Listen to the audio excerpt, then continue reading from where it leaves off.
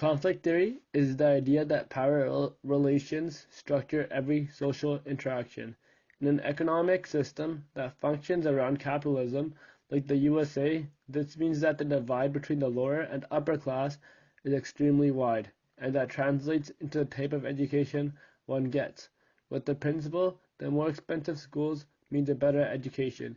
In a socialist context, similar to Canada, most schools are on the same level in terms of reputation as well as tuition fees, which means that everyone gets an equally recognized education for the same price.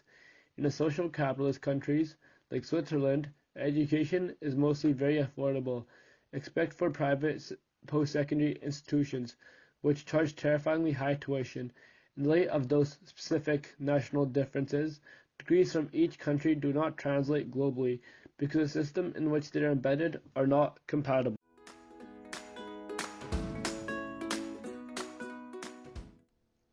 The implications of this inability to cooperate on an international level is that degrees are not recognized across borders. Because of this, each country has come up with their own way of managing accreditation. For example, the accreditation body of the US is privately run and oversees the entire country, whereas in Canada, the provincial government is responsible for their own accreditation. The lack of international cooperation further segregates the world and limits cultural exchange, international learning, and diversification. Recent revolutionary international accords are being created to make credentials recognizable globally, but only in specific fields or certain areas of the world. These accords are limited.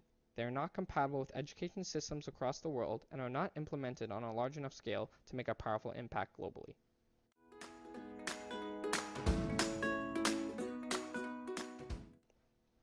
As we move towards a rapidly developing technological age, online learning has become a new cornerstone for educational development. Although some of the essential parts of traditional education are missing, like one-on-one interactions and real-life collaboration, these educational tools are already disappearing in our increasingly standardized system. What is most important is these technologies allow us to pursue degrees and attend classes outside of the range of what would be traditionally possible. Coursera, for example, is an international platform which recognizes proportionately the contributions of each institution that is joining and offering classes online. These new education systems are fairly young, but show tremendous potential and could usher in a new era for education. But will these new education systems be able to merge with our traditional education systems? Is higher education bound to traditional values, or will it move entirely to virtual classrooms? Will this finally be the solution to credential recognition around the world?